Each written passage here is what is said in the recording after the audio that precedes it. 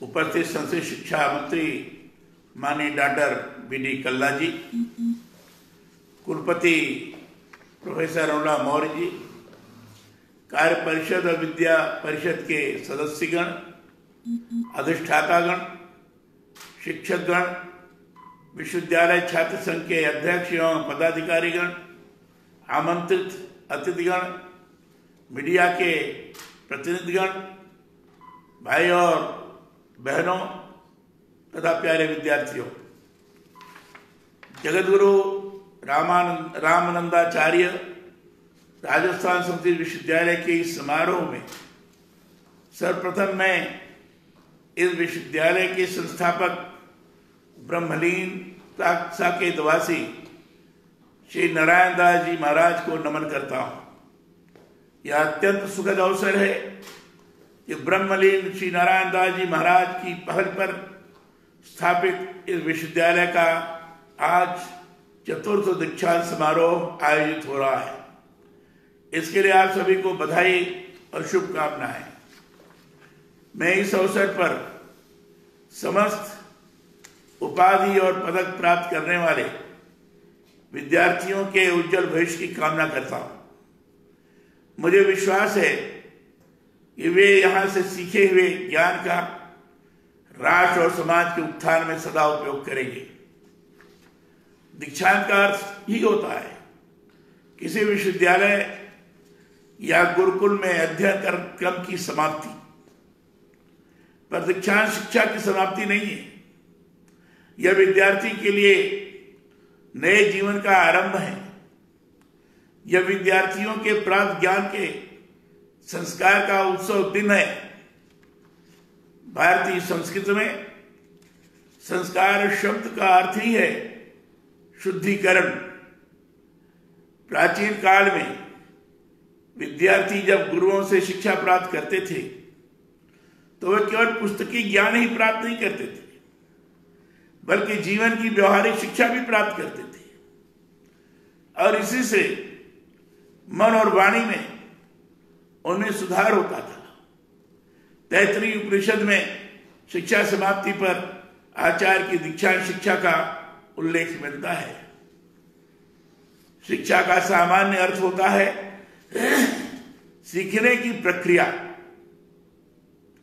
शिक्षा नया कुछ गलती नहीं है, बल्कि जीव में अंतर्निहित ज्ञान पुंज को अनावृत कर उसे उजागर कर देती है। यही शिक्षा का निहितार्थ है। इसी तथ्य को रेखांकित करते हुए स्वामी विवेकानंद ने कहा था कि मनुष्य की अंतर्निहित पूर्णता को अभिव्यक्त करना ही वास्तविक शिक्षा है। मैं ये मानता हूं कि वही शिक्षा सार्थक है जिसमें विद्यार्थियों को पूर्वाग्रहों से मुक्त कर मौलिक सोच के लिए प्रेरित किया जाता है।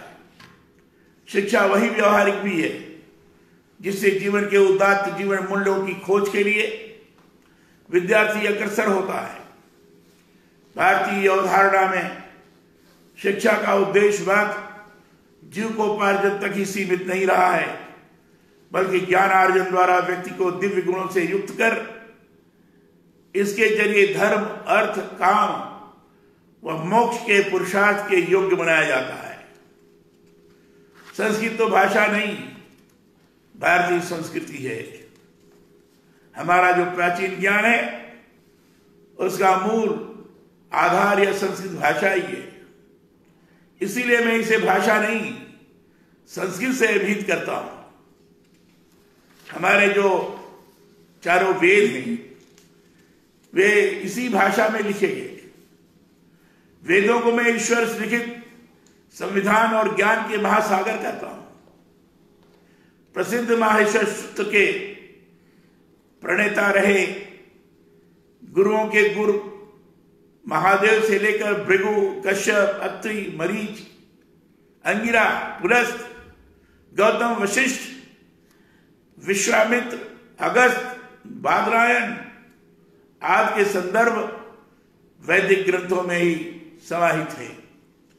महाभारत काल में महर्षि संदीपनी का आश्रम उज्जैन में महर्षि कर्ण का आश्रम मालिनी नदी के तट पर, महर्षि वेद व्यास का आश्रम हिमालय पर्वत पर तथा महर्षि शौनक का आश्रम नैमिषारण्य में रहा था।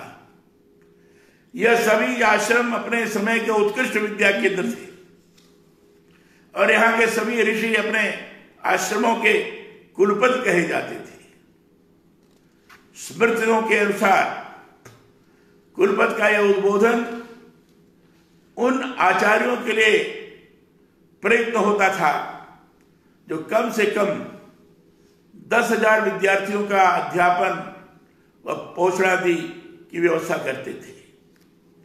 कालांतर में गुरुकुल अथवा आश्रम अपने बृहद स्वरूपों के कारण विश्वविद्यालय में परिवर्तित हो गए।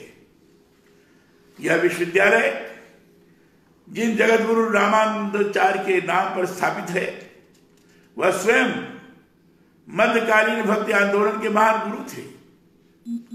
भक्ति मार्ग का प्रचार करने के लिए उन्होंने देश भर की यात्राएं की। विभिन्न संप्रदायों में घोर वैमनस्यता और कटुता को दूर कर हिंदू समाज को एक सूत्रता में बांधने का महनीय कार्य उन्होंने किया। कहा भी जाता है, द्रविड़ भक्त बुझो लायो रामानंद।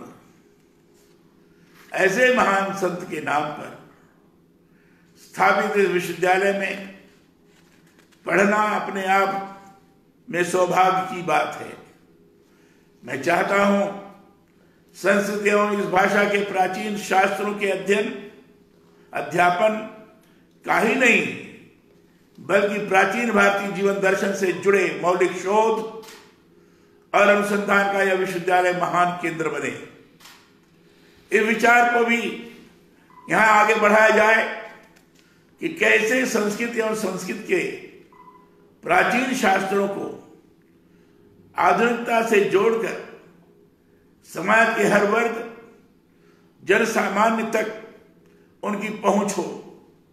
मैं चाहता हूं कि संस्कृत के जो प्राचीन जीर्णोपयोगी ग्रंथ हैं, उनका हिंदी और दूसरी भारतीय भाषाओं में अनुवाद का कार्य भी यहां पृथक से हो।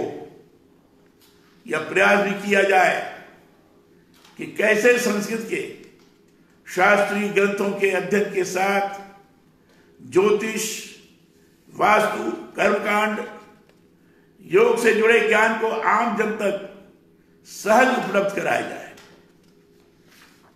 मुझे यह जानकर सुखद लगा है कि आपके विश्वविद्यालय में संस्कृत से जुड़े ज्ञान के बहुत से पृथक व्यवहारिक पाठ्यक्रम संचालित होते हैं। संस्कृत हमारे प्राचीन ज्ञान का खजाना है। मैं चाहता हूं कि आधुनिक विषय को भी पाठ्यक्रम विषयों में सम्मिलित करके नए जमाने के अनुरूप संस्कृत को सरल एवं सभी के लिए बोधगम्य बनाया जाए। कोविड से समस्त विश्व प्रभावित हुआ है। लाखों लोग अकाल मृत्यु को प्राप्त हुए।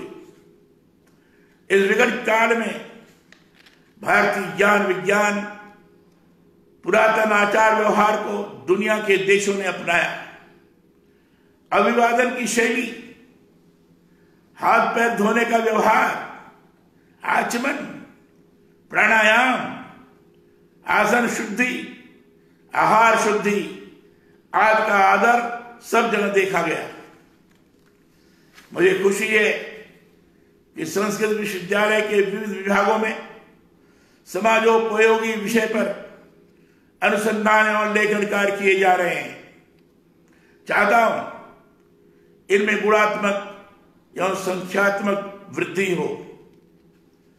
मुझे ये जानकर सुखद लगा है कि संस्कृत विश्वविद्यालय अपने सीमित संसाधनों के बावजूद अनेक नवाचार अपनाते हुए कार्य कर रहा है। महात्मा गांधी अध्ययन केंद्र, डॉक्टर अंबेडकर अध्ययन केंद्र एवं महिला अध्ययन केंद्र के माध्यम से अनेक व्याख्यान मालाएं आयोजित की गई है।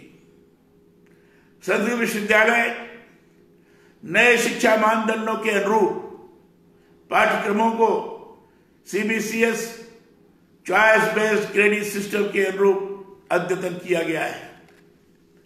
मुझे बताया गया है कि विश्वविद्यालय में भव्य नवग्रह वाटिका एवं नक्षत्र वाटिका का निर्माण कार्य प्रगति पर है। इसके अंतर्गत 27 नक्षत्रों, 9 ग्रहों तथा 12 राशियों से संबद्ध पेड़ पौधे ज्योतिष व आयुर्वेद के अनुसार वैज्ञानिक पद्धति से लगाए जा रहे हैं। मैं समझता हूं यह ऐसी पहल है जिससे नई पीढ़ी को भारतीय संस्कृति से जुड़े हमारे महान ज्ञान से प्रत्यक्ष साक्षात्कार होगा। पिछले कुछ समय के दौरान मानवता पर बहुत बड़े संकट आए हैं। अभी भी पूरी मानव जाति कोविड के संकट से जूझ रही है। प्रतिदिन नए रूप में महामारियां जीवन में प्रवेश कर रही हैं। इससे पहले ग्लोबल वार्मिंग बहुत बड़ी समस्या बनकर पूरे विश्व के लिए चुनौती रूप में सामने आई।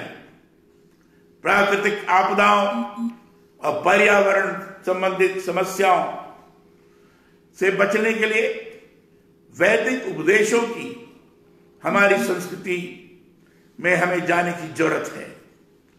वैदिक ज्ञान में जाएंगे तो पाएंगे यह पृथ्वी केवल एक भूखंड मात्र नहीं अपितु निर्मात्री है। अथर्ववेद के पृथ्वी सूक्त में पृथ्वी की संपदा के साथ पर्यावरण संबंधित चुनौतियों का भी प्रभावी समाधान मिलता है। हमारे यहां कहा भी गया है, पृथ्वी हमारी माता है और हम सब इसी संतति हैं। माता भूमि पुत्रो हम पृथ्व्या। वेद परायण पर्यावरण संरक्षण के विरल ग्रंथ हैं। इनमें आता है कि पृथ्वी की हिंसा मत करो, अंतरिक्ष की हिंसा मत करो। परिस्थितिकी की तंत्र से जुड़े सभी घटकों के संरक्षण की बात प्राचीन हमारे वेद और पुराणों में है। नदी, पर्वत, वन, जीव समुदाय सबकी रक्षा के साथ मानव मात्र के कल्याण की बात हमारे प्राचीन ग्रंथों में है। श्रुति कहती है राष्ट्रम व आसंदी, राष्ट्र की उपासना करो। अपरिमित गृह क्षेत्र, पशु क्षेत्र, स्वर्ण आदि से राष्ट्र समृद्ध होता है। चेतन अचेतन स्थावर जंगम सब राष्ट्र है। राष्ट्र की उपासना का अर्थ ही है हम देश और समाज के हित के लिए सदा कार्य करें। आज के अर्थों में देखें तो राष्ट्र की सुरक्षा एवं अभिवृद्धि का अर्थ है किसी भी परिस्थिति में राष्ट्र की संपत्ति का नुकसान नहीं करें। सदा इस बात को याद रखें कि राष्ट्र की समृद्धि ही हमारी समृद्धि है। भारतीय संस्कृति उदात्त जीवन मूल्यों को अपनाने पर ही सदा जोर देती है। हमारे यहां कहा गया है सर्वे भवन्तु सुखिनः सर्वे सन्तु निरामया, अर्थात सभी सुखी हों, सभी निरोग हों। जीवन जीने का यह अमर संदेश ही संस्कृत की हमारी बड़ी थाती है। तैत्तरीय उपनिषद में आचार्य शिष्य संबंधों का सूक्ष्म चित्रण किया गया है। इसमें आचार्य को पूर्व रूप और शिष्य को उसका अनुसरता कहा गया है। विद्या वह संधि है जो दोनों का संबंध जोड़ती है और प्रवचन इनका संयोजक है। आइए गुरु शिष्य परंपरा को उसी भारतीय स्वरूप को जीवंत करते हम संस्कृत शिक्षा में निहित हमारे प्राचीन ज्ञान को अधिकाधिक बोधगम्य करने का प्रयास करें। मैं चाहता हूं संस्कृत विश्वविद्यालय में पढ़ाने वाले आचार्य अपनी प्रज्ञा का उपयोग छात्रों के अंदर बुद्धिमत्ता, भावनात्मकता तथा सहनशीलता के उदात्त गुणों को और अध्यात्म की हमारी पवित्र दृष्टि के विकास में करें। विषयगत दक्षता के साथ हमारे विश्वविद्यालय मनुर्भव अर्थात मनुष्य बने कि हमारी प्राचीन भारतीय संस्कृति से विद्यार्थियों को जोड़े। संस्कृत विश्वविद्यालय में प्राचीन भारतीय ग्रंथों के आधुनिक बोध से जुड़े शोध और अनुसंधान की परंपरा विकसित हो। शोध कार्य ऐसे हो जिनमें मौलिक विचारों की स्थापना हो। मैं चाहता हूं जगतगुरु रामानंदाचार्य विश्वविद्यालय प्राचीन हमारे वैदिक ग्रंथों को आधुनिक संदर्भों से जोड़ते हुए संस्कृत से भारतीय संस्कृत के प्रसार का देश का उत्कृष्ट केंद्र बने। आज जरूरत इस बात की है कि हम संस्कृत की हमारी धरोहर को समाज के हर वर्ग तक पहुंचाएं। मुझे उम्मीद है इस दिशा में विश्वविद्यालय में भविष्य में तेजी से कार्य होगा। दीक्षांत समारोह में पुनः मैं सभी उपाधिकर्ताओं को बधाई देता हूं, आप सब लोगों को बधाई देता हूं और आप सभी को मेरी पूरी बधाई और स्वस्थ कामना। धन्यवाद। जय हिंद।